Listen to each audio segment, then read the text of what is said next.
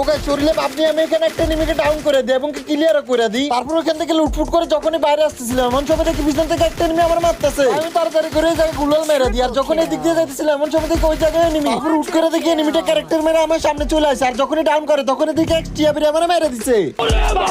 ওকে আমরা কি এমএসএ বিবেসদেরকে মেরে বুইয়া করতে পারছি কিনা এই বিষয়টা দেখতে হলে ফুল ভিডিওটি স্কিপ না করে দেখতে থাকো, বিকজ আজ একটা বিরাট ফাটাফাটি হইব। ওকে যেখানে আমার টিমমেট আমাকে আবার রিভাইভ করে দেয়, আমি আবার রিভাইভে ল্যান্ডিং করি পিকের সাইডে। আর যখনই পিকে যাইতেছিলাম বিবেসকে মারার জন্য ঠিক এমন সময় আমার উল্টা মেরে দিতেছে। তাই আমি ক্যারেক্টার মেরে তাড়াতাড়ি করে পিছনে চলে যাই। আর যখন আমি পাথরের কভারে বসি এমন সময় দেখি একটা এনিমি গাড়ি নিয়ে চলে আসে। আর ডাউন হতে দেখি আবির আবার আমার মেরে দিছে।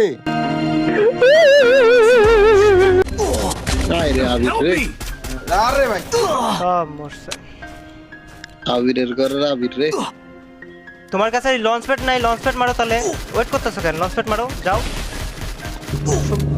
পানিতে না ব্রিজে যাইমো। আরে ভাইয়া